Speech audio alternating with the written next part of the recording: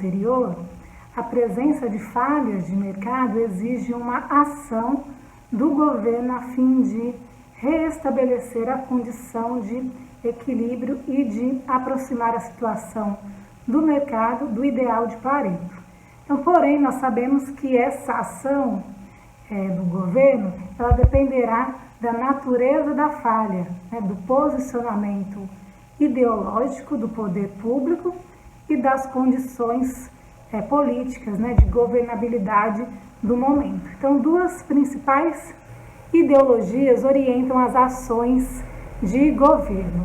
A centrada no indivíduo e que adota como valor máximo a liberdade e, por isso, identifica e privilegia a livre iniciativa como a melhor maneira de os homens enfrentarem e solucionarem os problemas resultantes da vida em sociedade, e a que atribui ao coletivo a primazia sobre o indivíduo, justificando medidas que restringam a liberdade do indivíduo. Então, vamos tomar como exemplo a crise econômica mundial, que foi iniciada a partir dos Estados Unidos, conhecida como crise do subprime.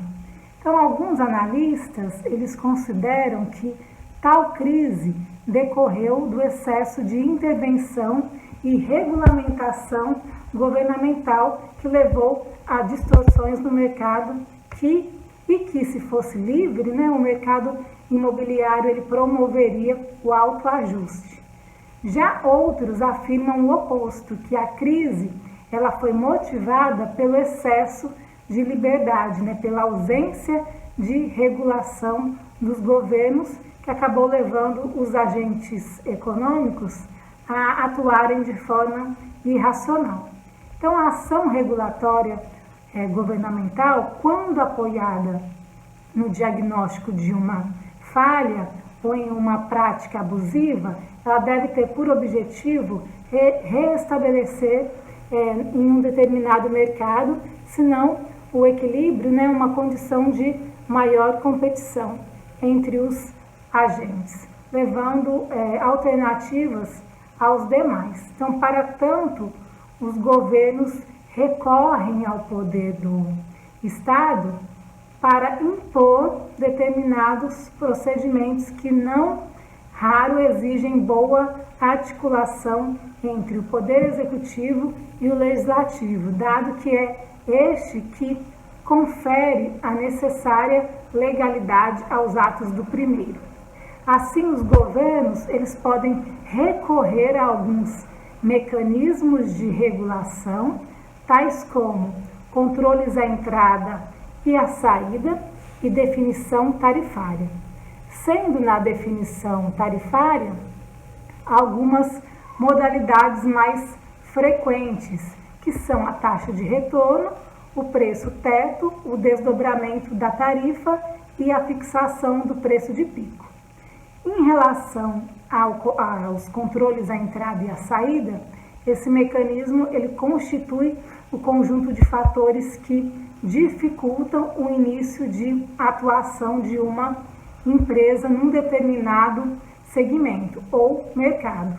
Então, as principais barreiras à entrada são financeiras, em que os custos iniciais são elevados, técnicas, em que bens ou serviços requerem conhecimentos específicos no setor, barreiras legais, que seriam as patentes, licenciamentos e fiscalização governamental.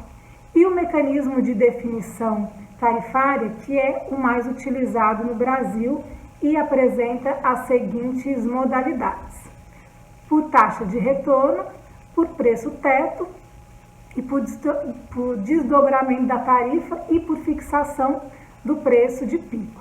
Na regulação por taxa de retorno, uma empresa de distribuição de energia, por exemplo, ela tem garantida a taxa de retorno que o regulador, a ANEEL, estima ser adequada apenas nas revisões tarifárias previstas em contrato.